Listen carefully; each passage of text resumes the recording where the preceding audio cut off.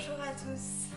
Alors je suis absolument ravie de vous retrouver pour un nouvel épisode de mon podcast créatif.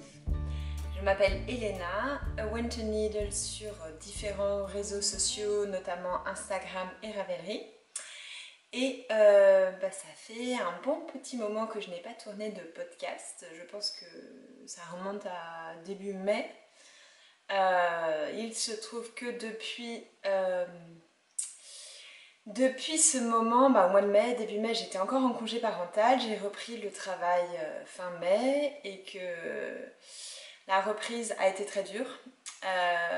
Non pas à cause du boulot, j'étais bien ravie de reprendre le travail, de retrouver un peu une activité professionnelle, de voir des gens, d'être un peu stimulée intellectuellement, ça a fait du bien. Par contre, la reprise du boulot a été un peu difficile parce que mon copain de l'époque, Marie maintenant, a été pas mal malade avec, alors rien de grave, hein, mais il a enchaîné, pendant un mois, il a enchaîné plein d'angines avec de la fièvre et tout, jusqu'à ce qu'on trouve ce que c'était.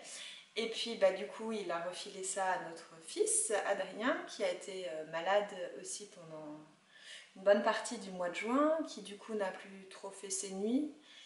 Ce qui fait que moi j'étais toute seule à gérer un peu tout à la maison et j'étais crevée et il fallait que je bosse toute la journée.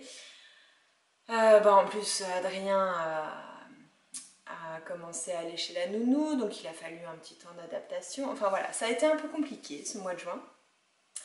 En plus, on organisait tout de même notre mariage qui a eu lieu début juillet, qui nous a pris beaucoup de temps et d'énergie. Qui a été ça a été une très belle journée, même un très beau week-end, parce que on fait pas les choses à moitié, on a fait ça sur 3 jours.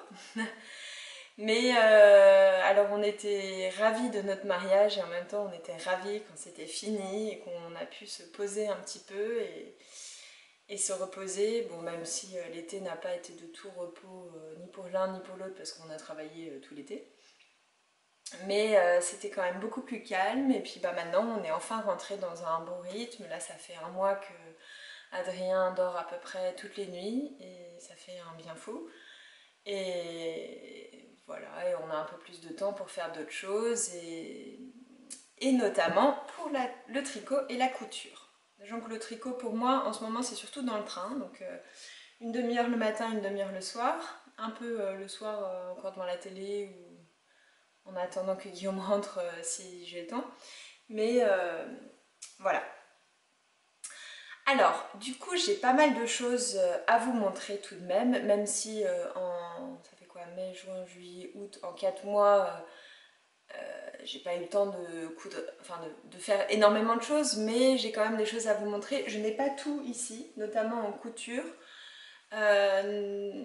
Surtout parce que j'ai quelques vêtements qui sont en train d'être lavés.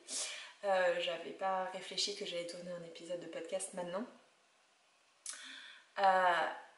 Et du coup je vérifie juste que ça marche, que ça tourne bien. Oui. Voilà, mais je vais vous montrer ce que j'ai. Je pense qu'il y en a largement assez. Bon, en plus je sais pas combien de temps je vais avoir parce que là c'est la sieste du petit, donc voilà, je vais essayer de me dépêcher tout de même.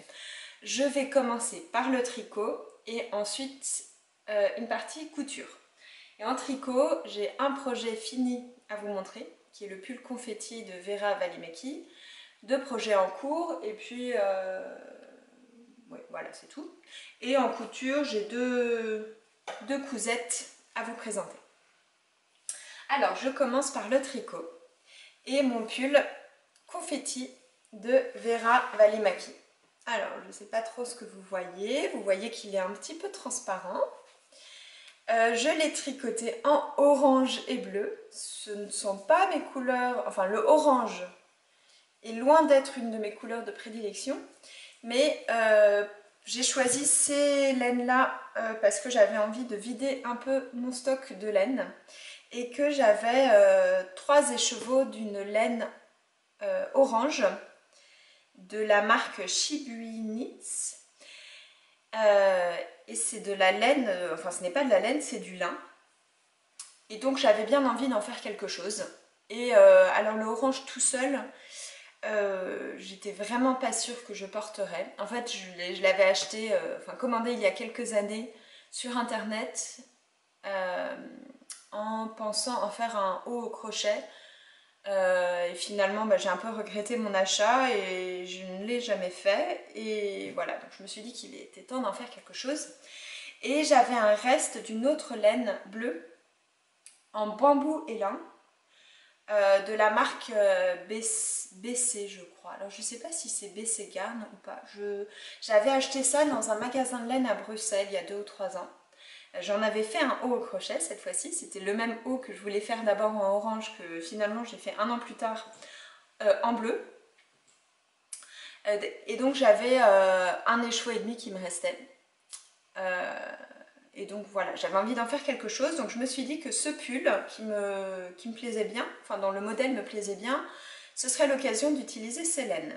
Donc j'ai commencé tout ça, c'était quand? Fin du mois de mai je crois. Et voilà, bah, j'ai pas grand chose à vous dire sur le patron. Le patron est hyper clair. Je crois que c'est le deuxième pull, le premier je sais plus. Il me semble que c'est le deuxième modèle de Vera Välimäki que je tricote. Donc c'est une créatrice de patrons finlandaise qui est tout de même, enfin, voilà, que beaucoup d'entre vous doivent connaître. Le patron est hyper clair, il n'y a pas grand chose à dire. Donc on commence par l'encolure. On fait le pull se tricote en top down avec des manches raglan. L'encolure est un peu pas carré, mais bon, c'est un arrondi qui remonte assez haut. Et donc on fait des rayures en 2 rangées puis 4 rangées. Et c'est un pull qui devient plus large en bas, alors qui est assez serré au niveau de la poitrine et qui donc s'étend en bas. Donc il y a une série d'augmentations à faire à partir de la taille.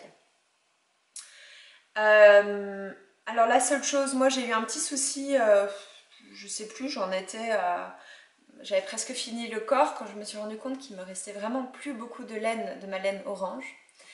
Et en fait, je me suis rendu compte par la suite que les écheveaux que j'avais en lin, dans ce lin de Shibui, c'était des écheveaux de 50 grammes ou de 100 grammes, je sais plus. Enfin, qu'en fait, le métrage de ces écheveaux était beaucoup moins que ce que je pensais. Et beaucoup moins que ce qui était indiqué sur Ravelry. Parce qu'au début, je me suis dit, oh, c'est quand même bizarre que j'ai pas vérifié ça avant, que je me sois trompée à ce point-là, parce que clairement, j'allais pas avoir assez pour finir mon corps et mes manches, ni en bleu, ni en orange. Et en fait, j'ai vérifié un peu plus tard et je me suis rendu compte que j'avais rentré ces laines dans mon stash dans Ravelry. Que automatiquement ces écheveaux étaient connus de Ravelry, sauf que le métrage qui y était associé n'était pas le bon. Donc moi je pensais que j'avais, je sais plus, 1200 mètres et en fait, bah non, j'en avais 800, quelque chose comme ça. Donc ça a été un peu la panique et donc je me suis dit qu'il fallait que je termine le corps en bleu. Sauf que j'avais pas non plus assez de bleu pour terminer le corps. Là vous voyez une version un peu plus finie. Et par contre j'avais une autre laine en alpaca, j'avais des restes de laine en alpaca dans un bleu qui ressemblait beaucoup, avec les mêmes reflets. Et donc j'ai terminé mon corps dans cette laine bleue en alpaca. Puis j'ai fait les manches, j'ai commencé les manches.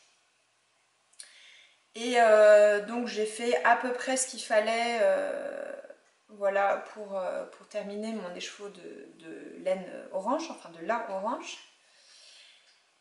Et en y réfléchissant, en faisant pendant une de mes pauses, j'y réfléchis, j'ai trouvé que finalement la laine en alpaca, ça avait vraiment pas le même rendu, que ça allait pas bien, que je risquais de ne jamais porter ce pull. Et par ailleurs, j'avais sous la main ce haut en crochet que j'avais crocheté donc avec la même laine bleue, qu'il fallait que je refasse parce qu'il s'était un petit peu cassé sur le côté. Enfin, oui, le fil s'était cassé. Et en fait j'ai réfléchi, ce haut je l'ai beaucoup porté la première année où je l'ai crocheté. Et depuis il se trouve il est un peu serré, enfin il était assez serré dès le début. Et puis bah, là voilà, avec la grossesse, les grossesses j'ai pris un petit peu, donc il devenait vraiment serré. Et il me plaisait de moins en moins. Et ce qui fait que là, depuis, je sais pas, depuis plusieurs mois, il était dans ma pile d'affaires à retoucher. Il n'y avait pas grand chose à faire. En fait, le fil avait lâché à un endroit sous les aisselles et j'avais juste à reprendre ça un peu avant que ça se défasse entièrement. Sauf que finalement, bah, je l'ai défait entièrement pour pouvoir utiliser la laine bleue. Donc pour finir mes manches d'abord. Et puis ensuite pour refaire le bas du corps. Donc j'ai entièrement détricoté la partie que j'avais fait en alpaca. Qui était plus longue que ça en fait, qui faisait bien 15 cm. Sauf que, parce qu'en fait je m'étais arrêtée pour le orange en me disant j'en laisse assez pour les manches. Et finalement je trouvais que les manches comme ça suffisait. J'avais assez de orange et puis j'ai bien aimé rajouter du bleu. Et donc il me restait un peu de orange. Donc j'ai détricoté la partie en alpaca que j'avais faite sur le corps. J'ai retricoté ça d'abord en refaisant 4 ou 5 rayures et puis en finissant avec ma laine bleue. Donc finalement il me reste un bon écheveau de cette laine bleue, enfin l'équivalent. Mais je suis quand même contente d'avoir fait ça, ça m'a pris un peu plus de temps. Mais au moins ce pull est portable, je l'aime bien. J'ai pas des laines d'aspect complètement différent, là elles se ressemblent pas mal, enfin j'ai pas de l'alpaca en plus du coup. Et j'en suis assez contente. Par contre, alors pour parler de ces laines, le lin notamment, c'est la première fois que je tricotais du lin. Je suis pas sûre que je vais le refaire souvent. C'est un fil un peu particulier. En fait, moi, celle que j'ai achetée en tout cas, c'est un fil qui est... Enfin, c'est un peu comme si c'était crocheté. C'est plein de... Le lin est vraiment très très très fin. Et du coup, pour en faire un fil plus épais, on a l'impression que ça a été crocheté ou fait au tricotin. Enfin, je sais pas, bon, ça reste très fin. Hein. Et le fil est de taille figurine. Du coup, il y a plusieurs brins crochetés ensemble dans cette laine. Et l'autre laine qui est en bambou et lin, je crois, et peut-être un peu coton. Il me semble qu'il y a un peu de coton, enfin un mélange de plusieurs choses. Est très agréable à tricoter. Pour l'instant, j'ai déjà porté ce pull plusieurs fois. Hein. Ça bouloche absolument pas. C'est très agréable. Le pull est léger. Bon, il est un peu transparent, hein, comme vous avez pu voir. Le lin se détend énormément. Mais du coup, pour l'été, notamment pour les soirées un petit peu fraîches, enfin, on ne veut pas un gros pull en laine, mais tout de même quelque chose, il est vraiment très agréable à porter.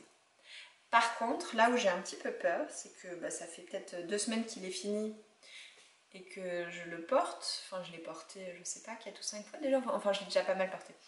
Mais j'ai l'impression qu'il s'étend déjà. Alors, je sais pas si ça va continuer comme ça. Je sais pas si c'est au niveau des mains, juste parce que j'ai tendance à les retrousser.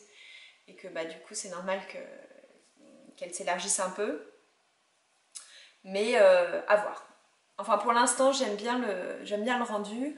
J'en ai pris des photos hier et j'ai pour intention de ressusciter mon blog. Donc, je vais voir. Soit je vais vous mettre des photos. Enfin, dans tous les cas, je vais essayer d'en faire un article de blog. Et si j'ai le temps, je vais essayer d'insérer quelques photos de ce pull porté dans cette vidéo.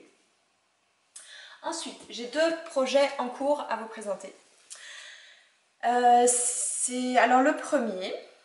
Je vais vous montrer le pochon que j'utilise, qui est quand même très joli, qui est un pochon qui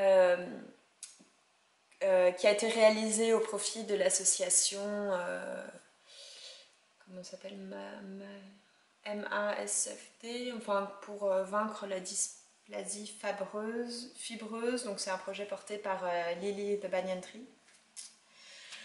J'ai acheté ce pochon à Clamart, à la fête à Clamart-Fil au mois de mai. Et j'y ai acheté pas mal de laine aussi, donc maintenant j'utilise les laines que j'ai achetées à Clamart, qui sont juste trop belles. J'ai plusieurs projets à venir encore avec ces laines que j'ai achetées. Je m'étais vraiment lâchée à Clamart, mais du coup depuis je n'ai absolument rien acheté. Et je pense que je ne vais rien acheter pendant les mois qui viennent, puisque j'ai de quoi tricoter encore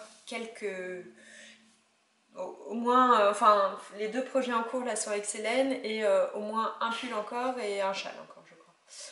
Donc oui, je m'étais vraiment lâchée à Clamart. Alors donc le premier projet en cours c'est le pull Sweet Pea de Marie-Amélie Marmelade ou Marie-Amélie Designs.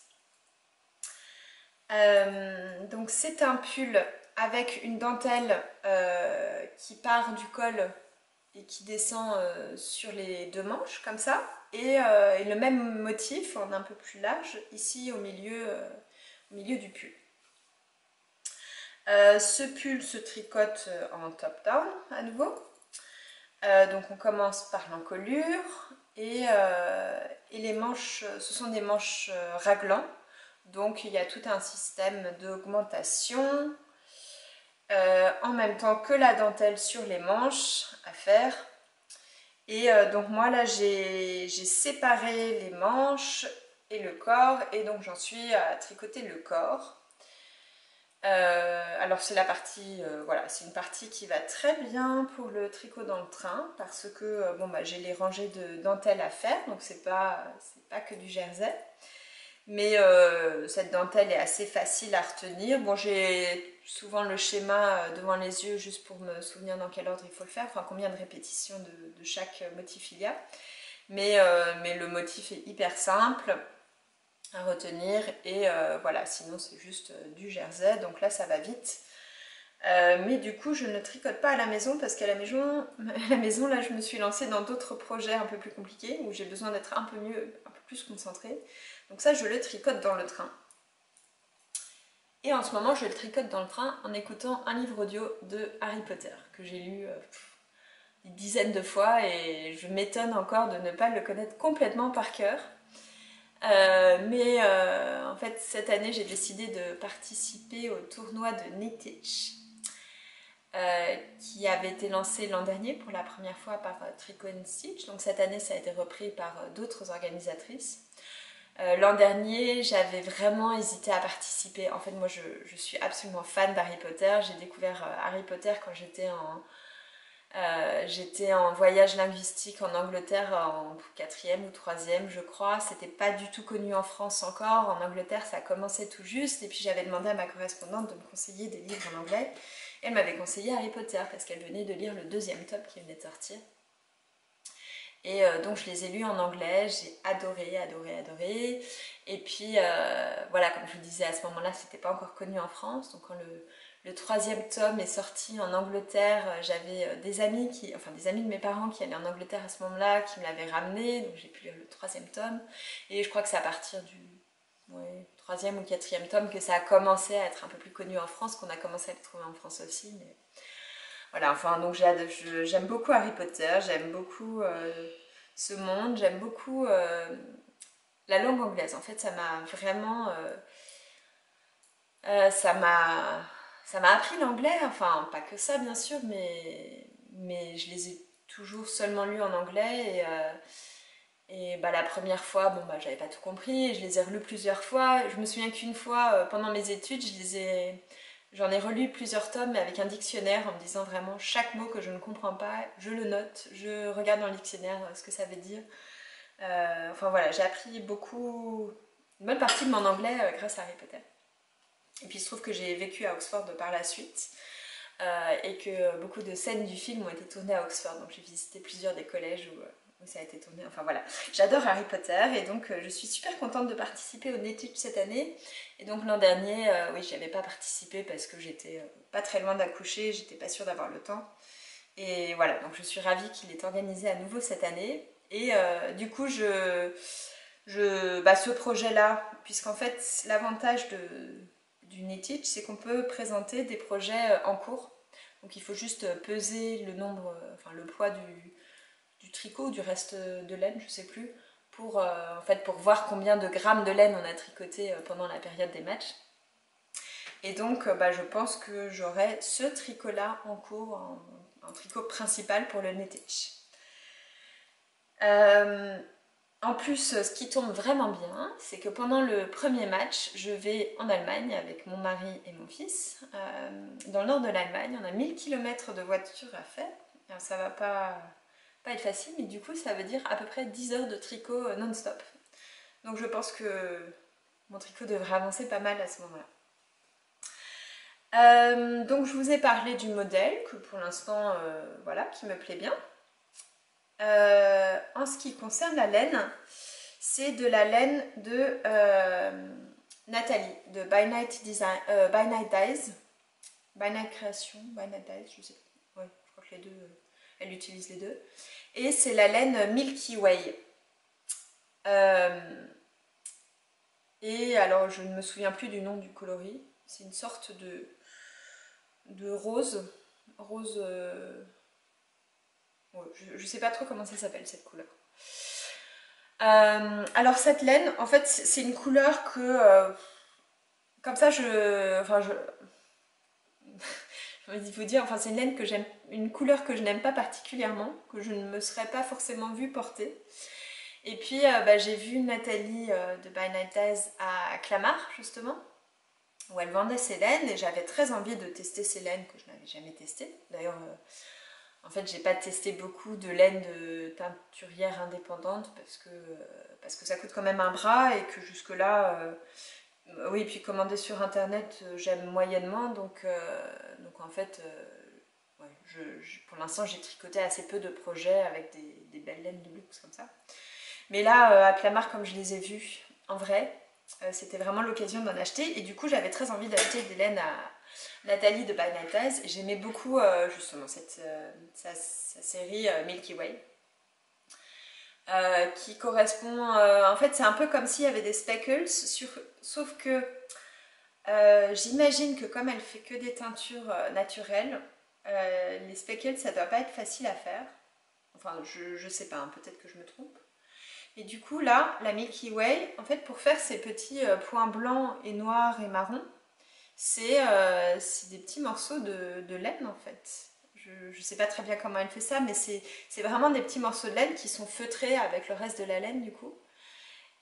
C'est pas... je pense que, enfin voilà, c'est teint séparément et rajouté ensuite, j'ai l'impression. Mais j'aime beaucoup. J'aime beaucoup le rendu. Je vais vous montrer le dos, comme ça vous verrez un peu mieux ce que ça peut donner. Voilà. Voilà, donc j'ai craqué sur la Milky Way et puis il y avait différentes couleurs et je sais pas, j'ai passé une partie de l'après-midi là-bas à regarder ces laines, aller en voir d'autres, revenir. Puis sur la fin, je me suis dit, mais en fait, cette laine-là, cette couleur-là, je l'aime bien, je pense que ça pourrait être joli. Et donc, j'ai acheté cette laine-là. Voilà. Donc ça, c'est mon premier projet en cours, le Sweet Pea de Marie-Amélie Designs. Et l'autre projet en cours que j'ai, c'est un gilet que j'ai déjà tricoté l'année dernière, qui s'appelle le Flea Cardigan, d'une créatrice de patron norvégienne, je pense. Je ne me souviens absolument pas du nom, quoique je dois l'avoir ici. Flea Ladies Cardigan, ça s'appelle. Alors, elles sont toutes dans le désordre forcément. Bon, je n'ai plus le nom de la créatrice, mais je vous le mettrai dans les notes de ce podcast, de toute façon. Alors, c'est un gilet que j'aime beaucoup. Enfin, j'avais vraiment flashé dessus quand j'avais découvert ce modèle. Donc, je l'ai tricoté une première fois l'année dernière. Dans des laines alpaca de Drops. Ah, j'ai retrouvé. Alors, je vous montre à quoi ressemble le modèle. Bon, on voit pas super bien sur la photo là, mais en gros vous avez un empiècement fait en jacquard et puis le corps est dans une couleur unie avec des petits points d'une couleur contrastante. Je crois que c'est toutes les 4 mailles et toutes les 3 ou 4 rangées, on a un petit point d'une couleur contrastante. Et avec l'encolure, le bas et la boutonnière, les boutonnières dans la couleur contrastante également. Donc moi je l'ai tricoté une première fois. J'ai l'impression que je suis assez sombre à nouveau. Je l'ai tricoté une première fois l'année dernière, sauf que je me suis un peu fait avoir. Alors j'ai fait un échantillon. J'ai commencé à le tricoter. Alors c'est un gilet mais on le tricote en rond avec un stick. Je sais pas comment ça s'appelle en français, mais donc on a quelques mailles au milieu qui sont tricotées mais qu'on ne voit pas sur le gilet final puisqu'on les coupe et on rajoute les boutonnières par la suite. On les coupe et on coud, on crochette avant toutes les mailles pour être sûr que ça tient. Donc ça permet de tricoter le jacquard en rond puisque le jacquard en aller-retour, je crois, enfin c'est assez compliqué. Et c'est seulement à la fin du tricot qu'on peut coudre ça, voilà, qu'on coupe le gilet pour ajouter les boutonnières. Or, donc moi j'ai tricoté l'année dernière et donc ça veut dire que pour l'essayer, on l'essaye comme un pull, on ne peut pas l'essayer comme un gilet. Sauf que je l'ai tricoté à la fin de ma grossesse et que du coup, clairement il était trop serré, mais je me disais que bon, c'était normal. Sauf que sauf qu'il est quand même vraiment serré. Enfin, il me va, mais je peux rien mettre en dessous. Quand je le ferme, ça tire vraiment. Et le problème, c'est que je peux pas le défaire, puisque de toute façon, maintenant que c'est découpé, voilà, je peux pas le défaire.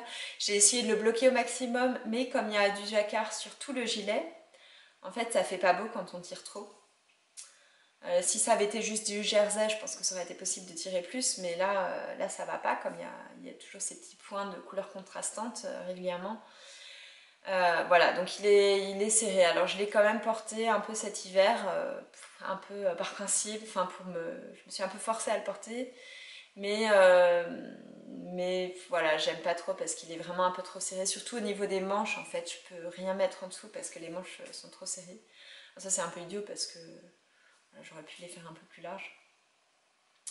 Mais donc, je vais le laisser tel quel et je vais l'offrir à quelqu'un. Et puis, du coup, je m'en refais un. Et puis, en plus, je dois dire que je n'étais pas complètement convaincue de mon choix de couleurs encore. Disons que j'aimais bien les deux couleurs principales que j'avais, enfin la couleur principale et la première couleur contrastante. Mais mon jacquard, j'avais choisi des couleurs qui n'étaient pas hyper contrastantes et du coup, j'étais assez moyennement convaincue. Bon, il est pas moche, hein, je l'aime beaucoup quand même, mais s'il avait été assez large, je l'aurais porté beaucoup plus, je pense. Mais voilà, et puis la laine alpaca, je sais pas, en fait, du coup, c'est de la laine quand même assez fine, l'alpaca de Drops. J'ai l'impression, en tout cas, plus fine que celle que je tricote maintenant. Et voilà, et donc, en fait, j'avais envie de le refaire de toute façon.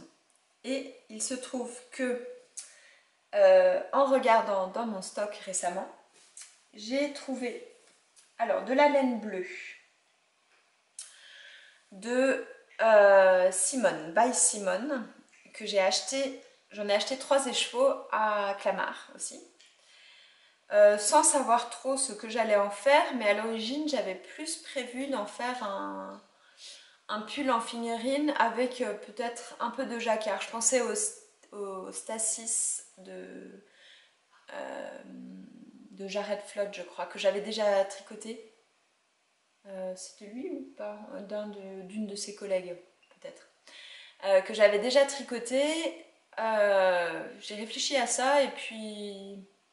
Je sais pas, et puis là je suis retombée sur le Flea Cardigan qui me faisait très envie et je me suis dit qu'en fait ce serait pas mal. Surtout qu'avec 3 écheveaux en figurine, moi j'ai pas tout à fait assez pour un pull. En fait j'ai acheté, là il y a plusieurs créatrices teinturières auxquelles j'ai acheté 3 écheveaux parce que ça faisait vraiment cher d'en acheter 4 à chaque fois. Mais du coup, là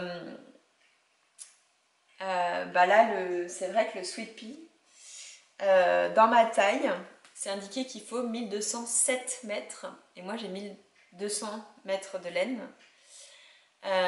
Donc j'espère que ça va aller. Je me disais qu'au pire je ferais des manches 3/4 si ça va vraiment pas. Et ma laine de By Simone, du coup je n'ai que 3 écheveaux, mais là en faisant cet empiècement en jacquard je suis sûre d'avoir assez. Et par ailleurs j'avais acheté un écheveau de laine grise à Squirrel Yarns que je trouve trop beau. Et comme j'ai pas très bien préparé mon podcast, je n'ai pas les étiquettes des laines sur moi et je ne peux pas vous dire les coloris, mais je les indiquerai. Alors vous voyez peut-être... Bonjour, nous sommes maintenant 2 jours après le début du podcast que vous venez de voir et je me suis rendu compte en voulant le mettre en ligne et en voulant faire le montage qu'il me manquait toute la fin de mon podcast, que la caméra avait coupé sans que je sache réellement pourquoi. Et donc voilà, nous sommes aujourd'hui mardi matin, je suis en vacances, enfin j'ai presque pas eu de vacances cet été, donc cette semaine je suis en vacances. Et je vais essayer de finir très rapidement ce podcast.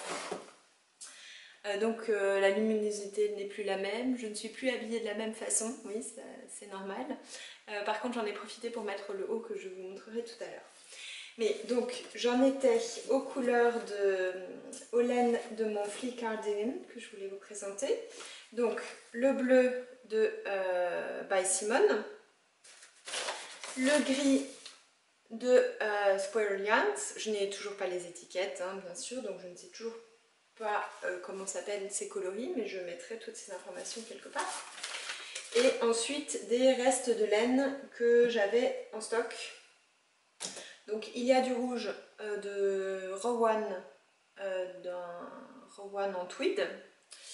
Il y a un jaune de Macintosh en single cette fois-ci que j'aime, enfin voilà, j'aime beaucoup cette couleur. Je l'avais utilisé pour faire un vitamine D il y a quelques années. Et un blanc avec des speckles vert, jaune, bleu de la Féfil et un autre bleu de la Féfil aussi. Je crois que les deux sont des restes d'un châle que j'avais fait l'an dernier. Et voilà, donc ça donne ça pour l'instant. Toutes les couleurs ne sont pas encore visibles sur le gilet pour l'instant, mais voilà, ça donne, en gros ça donne à peu près ça. Donc pour l'instant, là j'ai commencé avec l'encolure et quand j'aurai fini l'empiècement en jacquard avec les différentes couleurs, tout le reste du corps sera à tricoter en bleu comme couleur principale, avec comme couleur contrastante le gris. Alors ensuite, je voulais vous parler de couture et j'ai 2 projets à vous présenter. J'ai d'autres projets que j'ai cousus, d'autres vêtements que j'ai cousus que je vous présenterai une prochaine fois. Mais donc les 2 que je vais vous présenter aujourd'hui, c'est ce haut, ce petit haut et un Charlie Kaftan. Donc ce haut, alors en fait j'avais acheté le tissu il y a quelques mois lors d'un déstockage d'un magasin près de chez moi dans les Yvelines qui a fermé donc au mois de mai je crois, avril, peut-être mars déjà, je sais plus, enfin qui a fermé au printemps. Et donc j'y suis allée et j'ai profité de soldes et puis d'articles un peu moins soldés, mais je me suis lâchée, j'ai acheté pas mal de tissus que je coupe petit à petit. Il y avait notamment ce tissu dont il restait seulement un coupon d'1 mètre. Donc 1 mètre c'est pas énorme, j'avais envie d'en faire un petit haut pour l'été. La plupart des patrons de haut que j'avais demandaient plus qu'1 mètre de tissu. Et j'avais pas vraiment envie de chercher un nouveau patron, de l'acheter, de refaire le découpage et tout. Or, il y a quelques mois ou l'an dernier, je crois, j'avais patronné moi-même mon corsage de base. Et donc j'ai décidé de faire ce haut en me basant sur ce patronage que j'avais fait moi-même. Ce qui fait que j'ai un haut qui est complètement adapté à mes mesures. Voilà, donc j'ai fait, j'ai 2 pinces devant, donc je vais me lever pour vous le montrer un peu mieux. Donc j'ai 2 pinces devant, 2 pinces dans le dos et dans le dos au milieu, je ne sais pas si vous le voyez, j'ai ajouté une fermeture éclair invisible. Alors il n'y avait pas de fermeture dans la bonne couleur, donc j'en ai pris une bleue. Je trouve que c'est pas très joli, ça se voit un petit peu quand même. Et en plus, la fermeture éclair fait 40 cm, je l'ai placée sur le haut du dos. Et c'était pas une très bonne idée parce qu'elle ne descend pas jusqu'au niveau de la taille. Et donc en fait, elle sert pas à grand chose puisqu'elle n'est pas elle ne descend pas à l'endroit où c'est serré, où j'aurais besoin de l'ouvrir. Je pense que finalement j'aurais dû la mettre sur le côté et la mettre à ce niveau-là en fait. Pas jusque sous l'aisselle, mais vraiment à l'endroit où c'est un peu serré. Mais j'arrive à retirer et à mettre mon haut malgré tout. Et donc je me pose la question de retirer cette fermeture et de juste fermer le... Enfin de juste faire une piqûre, une couture derrière pour fermer le haut complètement. Que vous dire d'autre? Alors là où ça n'allait pas tout à fait, c'était au niveau de l'encolure. Parce que donc moi dans mon corsage de base là, j'ai patronné ça avec une encolure à ras du cou. Et là j'avais envie donc d'un décolleté en V. Et alors dans le corsage de base, dans le patron que j'avais fait, j'avais une pince au niveau des clavicules ici. Donc j'ai retiré cette pince et je pensais que ça correspondait à peu près, sauf qu'en fait non, ça baillait beaucoup. Ce qui fait que j'ai ajouté des plis plats, 2 petits plis plats d'1 centimètre ici devant, soulevés. Et bah du coup ça ne baille plus et j'aime bien le rendu. Voilà, je trouve que c'est... Non, ça me plaît bien comme ça. Alors le seul petit souci, c'est que j'ai fait mes finitions au biais, au niveau de l'encolure et des emmanchures. Et ce qui fait que bah, ici en bas du V, le biais rebique un petit peu, ressort un petit peu. Donc c'est pas, voilà, c'est pas parfait. Je sais pas très bien. Je suis pas sûre d'avoir déjà fait une finition, enfin une encolure en biais avec un col V. Je sais que j'ai déjà fait des cols en V avec du jersey, avec des bandes de jersey, du coup qui se terminent ici au niveau de la pointe du V. Mais avec le biais, j'ai jamais fait. Peut-être que j'aurais dû le faire se terminer ici en bas, je ne sais pas très bien. Enfin bon, ça ne me dérange pas beaucoup. C'est un petit haut que j'aime bien porter, que j'ai déjà pas mal porté ces 2-3 dernières semaines, puisqu'il a fait encore assez chaud pour le mettre. J'ai pu mettre un petit gilet par-dessus quand même, ce qui permet de cacher la fermeture invisible dans le dos, qui est un tout petit peu visible tout de même. Et voilà, bah, il me plaît bien. Je vous le remontre un petit peu. Voilà, il est vraiment tout simple, mais du coup il est complètement adapté à mes mesures et c'est vraiment agréable d'avoir un haut qui tombe nickel comme ça. Et l'autre cousette que je voulais vous montrer, c'est mon Charlie Kaftan. Alors, qui est très grand, que je ne peux pas vous montrer en entier, à moins de sortir dehors et d'aller de l'autre côté de la fenêtre. Donc j'ai fait la version longue cette fois-ci, parce que j'avais déjà fait une version de ce patron l'été dernier, mais la version qui se termine au niveau des genoux. Et cette fois-ci, j'ai eu envie de faire la version longue. Et pour le tissu, je m'étais lâchée. Alors je m'étais lâchée déjà l'an dernier, sauf que finalement je ne l'avais pas cousu l'an dernier. Et j'avais acheté un tissu de Nani Hiro, que je trouve trop beau. Alors ce bleu, c'est vraiment ma couleur, j'adore cette couleur. Et puis en blanc, vous avez des petites fleurs un peu blanches, un peu dorées par-dessus. Et voilà, j'aime beaucoup ce motif, j'adore ce tissu. C'est de la double gaze. Je crois que c'est la première fois que je cousais de la double gaze. C'est pas hyper compliqué. Hein. Bah, qu'est-ce que je peux vous dire là-dessus? Donc il m'a fallu 3 mètres ou 4 mètres, je sais plus. Beaucoup de tissu pour la version longue. Finalement, je ne suis pas complètement convaincue que la version longue m'aille si bien. Et je me demande si je ne vais pas couper le cafetan pour le faire remonter au genou. À voir si j'ai l'envie et le temps.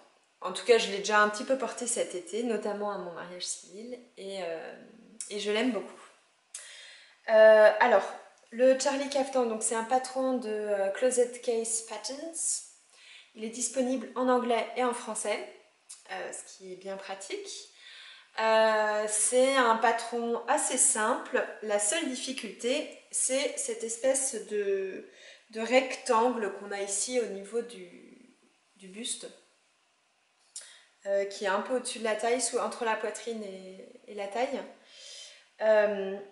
Qu'on doit donc rajouter, enfin, comment dire, qu'on ajoute. En fait, oui, dans le patron, c'est assez bizarre quand vous découpez le haut, donc vous découpez le haut dans le pli, Et par contre, vous avez un espèce de trou au milieu, donc on rajoute ce rectangle. Et beaucoup plus de tissu en bas, puisqu'on fronce le tissu sous ce rectangle. Du coup, oui, si, c'est quand même découpé dans le pli, je crois. Ah non, non, c'est pas découpé dans le pli, pardon. Le devant n'est pas découpé dans le pli, puisqu'ici on a une couture. Donc en fait, voilà, on a une pièce du haut qui fait ça, enfin qui fait lever comme ça, qui est en droite ici. Ensuite, un trou au niveau de ce rectangle, et après, on a beaucoup plus de tissu à découper sur le bas pour pouvoir le froncer par la suite. Donc ça, c'est la seule difficulté. Après, on a voilà, les deux cordons qui sont cousus sur le côté de ce rectangle. Donc, c'est la seule difficulté de ce patron. Je vais essayer de vous le montrer un peu mieux. Les explications sont très détaillées à ce niveau-là. Il est bien précisé quand on commence cette étape qu'il faut être hyper précis, qu'il faut prendre son temps, utiliser beaucoup d'épingles ou bâtir pour bien froncer le tissu, pour que tout colle bien, parce que vraiment il faut être précis, puisque les marges de couture sont réutilisées à l'intérieur pour fermer l'intérieur. On rajoute, en fait, à l'intérieur, on rajoute un rectangle par-dessus. Et voilà.